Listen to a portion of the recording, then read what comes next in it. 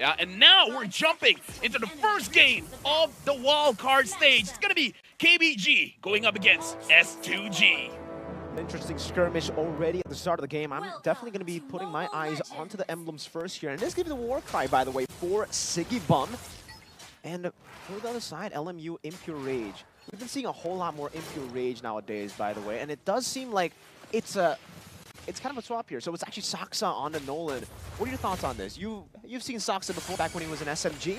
So I feel like Saksa is using the tankier junglers just because it's the meta, right? You kind of have to adapt to it. But Saksa is still pretty good on those assassins. And we look here, Tracy is trying to slow down S2G and try to actually make it so that Saksa is able to farm up much faster going up against Frederick. And now, Karo is low, and LMU goes in. He wants Karo. No, flickers forward. Saksa's still going to be able to steal away that green camp, and it'll be a little bit of an early invade for KBG, getting them in the lead and utilizing that clear speed of the Nolan. Even in the bottom lane, Wawa actually winning out against Siggy Bum here, and that's not really a good look for the Roger. This is a winning matchup for the Roger, and it does seem like for KBG, they want to continue with this pace. Already invading again, trying to go for the steal, and I think he did get it. Gets a two-man Jeet Kune Do, and with that range, the additional speed, Saksa jumps into the back line, doesn't have the fracture, but will be able to chase Begin straight up first blood in the enemy jungle. Yeah, and now this is where Keep Best Gaming are gonna start the snowball. Siggy Bum, I feel like he's having a hard time trying to proc the war cry. Like, he has full proc there, but he's not going for the trade.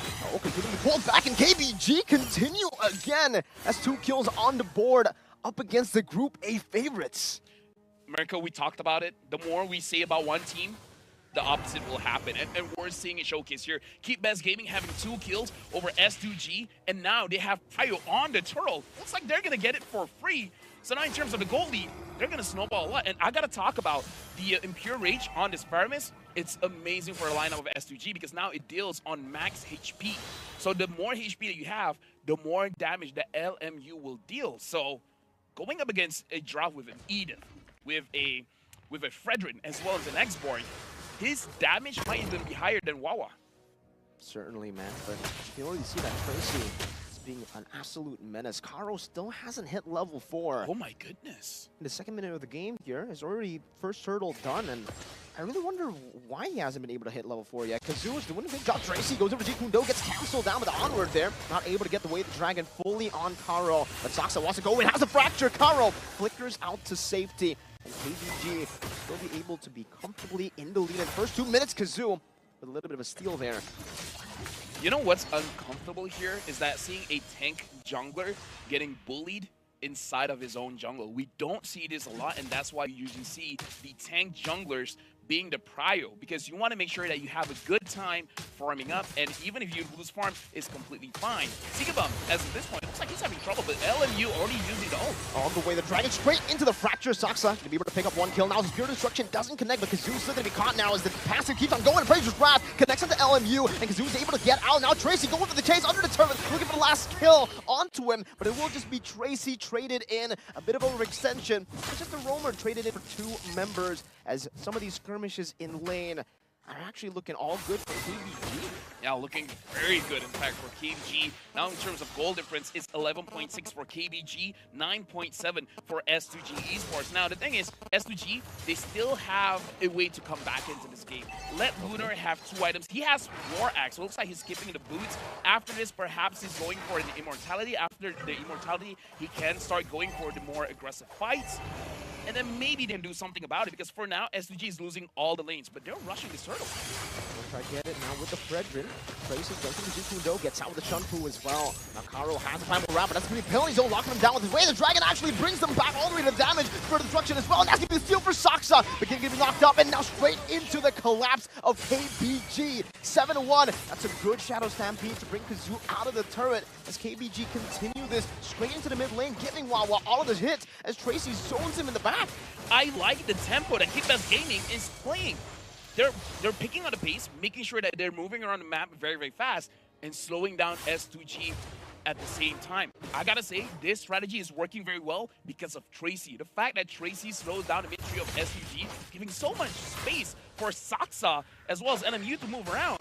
Like, he might not be the overall MVP, but for setting all of this up, Tracy's the MVP, man. Sure, all the way from the start, setting up that steal on the green camp for Saksa, enabling him to be able to just farm and path up so well.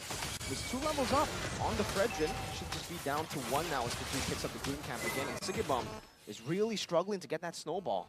LMU now as well having the glowing wand, so the healing coming in from S2G is not really going to be there. Tracy at this point, he can go for the pickoffs because Saksa has a lot of damage, and Saksa now has the Sky Piercer.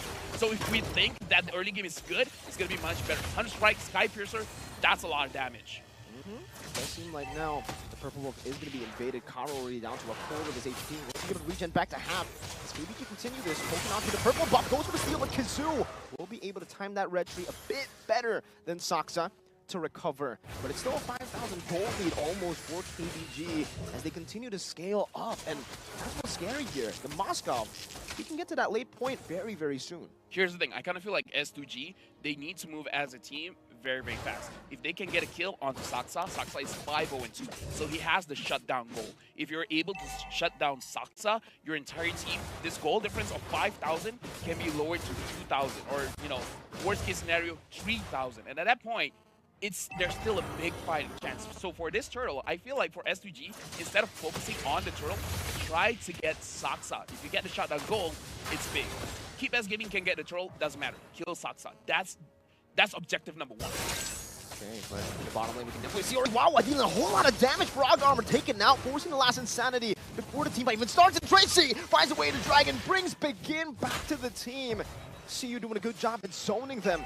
KBG, Spirit Destruction up top. It hits, and he goes for it. Now with the Spirit of Misery as well, forcing the Purify out of Sigibum. Won't be able to go for the turret, and Wawa continues this chase. Has another Abyss Walker, but he decides not to overextend. A free turtle over to KBG, and Kazoo is going to be able to secure that now. Saksa puts on some damage. Karo as well in the mid lane, forced back, and it's going to be a free tier 1 to KBG. This is not good because S2G, the way that they draft, they have the export to go up against the Turizla. They got the Roger first pick. 100% they wanted to win the lanes. The fact that they did not win the lanes is very tough. Purple buff given. Begin still able to steal it away, but look at the damage just from the Ghost versus the Oh, Karo goes for Earth Shatter now, gets knocked up. No. Oh, even Kazoo gets cancelled. Dash away from that onward, or rather from that Zukindo with the onward. And LMU continues this with the Stampede. That glowing wand, man. Let's talk a little bit about that, right? The new changes to the glowing wand. You kind of have that NOD effect as well. Now you got the life bane, so that the healing, the sustain coming in from S2G is going to get cut in half. The shields is going to get cut in half. And you still have the glowing wand passive where you're burning your opponents for their current HP. So even you're trying to recall, it's going to be very, very difficult. And now looking at the items here, 3 items for Saksa, a lot of on-hit damage. And looking at the Moscow, he's just a few hundred gold away from the 200 sword. And now he's completed his Demon Hunter sword. So in terms of power spike, Yikes. Keep Best Gaming has hit it. So now they can do whatever they want because they are at an end game point. Okay, Tracy walks up again and trying to zone them away. Lunar's doing a lot of damage. By the way, Wawa, the fact that he hasn't hit the DHS before, and it kind of looked like he did already. Oh, yeah. Dealing so much damage. Lunar is so far behind the XP lane. Down, onward. Oh, not able to connect there. Not even able to go for the Earth Shadow. Gets pinned down to the wall by the Spear of Misery, and LMU just bursts him down with a Ghost Burster. Say goodbye to the Faraga armor. 2 Spirit Destruction. I don't think he wants to take it, though. Just wants to go for the turret in the bottom lane. That's another tier 2 with Karo dead right as the Lord's going to spawn in the game. You know what's the difference maker here for Wawa? Is that he has the Inspire, man. Usually in tournament play, we see the Flickers, we see the Purify. So Wawa understands that he has to go big or he's going to go home. So he goes for the Inspire. And I feel like the Inspire is the reason why he's been winning the lane. And in the team fights, even without the Demon Hunter sword, you see a lot of damage. And he's very generous at proccing the Inspire whenever a fight looks like it's going to break out. He will use it just to zone people away. I think now, for Sigiboom, the fact that, you know, he's down, he only has a Windtalker and a Sky Piercer. Not even the Endless Battle just yet. Meanwhile, the scaling hero, Wawa, on that Moscow. Hold up, LMU walks up the Stampede. Tracy's doing a good job. He's getting out of these taunts, Earthshatter, DCC with the Shun Fu. And you know, we've had a talk off stream about how good the Cho is. Yeah. As XP or as damage dealer, but now as a roamer, it seems, is it Prio, Lafel? I feel like it's only Prio because Cho is one of those heroes you can make a mistake on. So if you're really, like, if you have 300 games on a Cho, yeah, prio. Definitely. Okay, so these turrets, that splash gonna be they're going to be able to get rid of it before the Lord even spawns in, by the way, or actually charges in. So KBG have a very, very good road. Wawa going to go for the Spear of Misery onto Sigiboom, forcing him back once again. They're going to go for the siege now. That's going to be a good Earth Shatter and an onward combo. LMU forcing pop into Netherrealm, but look at the base turret. Taking very low in the back. Oh, it's a fracture for Saksa as the penalty zone knocks them down. A Spear of Destruction now pinning them down into the wall, but it's going to be a good taunt there, and it will take Wawa down. Kazoo, that damage just chunking him down, but he's still able to survive. 1-tier-1 up top, taken down. They're going to go for mid lane as well, but now Sigiboom wants to go for chase, has the Lycan Pounds, gets kicked back by Tracy. An amazing disengage as they pick a base turret off.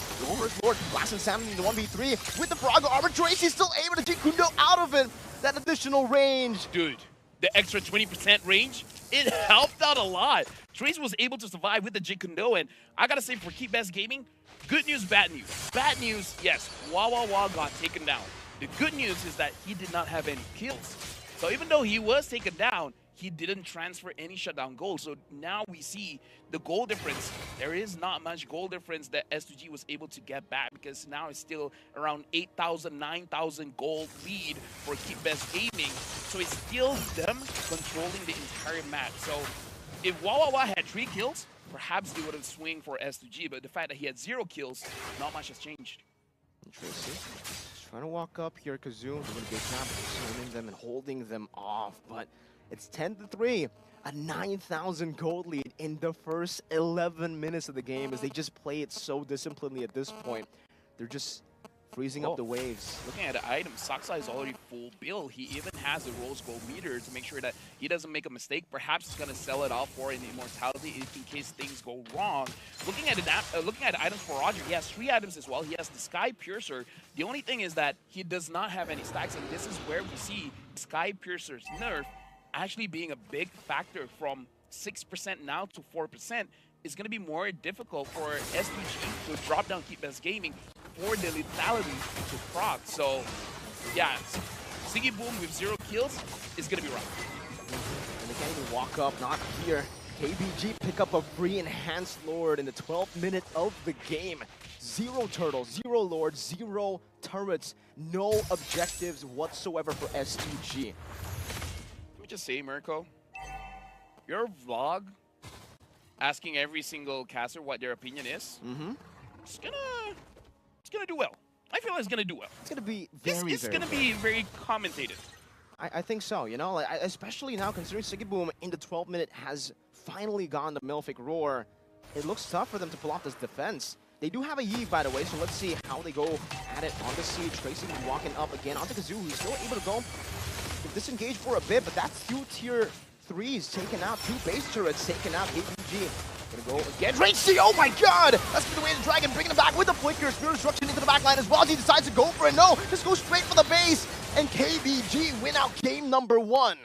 KBG, man, coming up. Like I said, from the previous wildcard, they're like, you know what, we want to be number 1 in the group. This time, they're going to prove it. But we got to talk about S2G as well, where I kind of feel like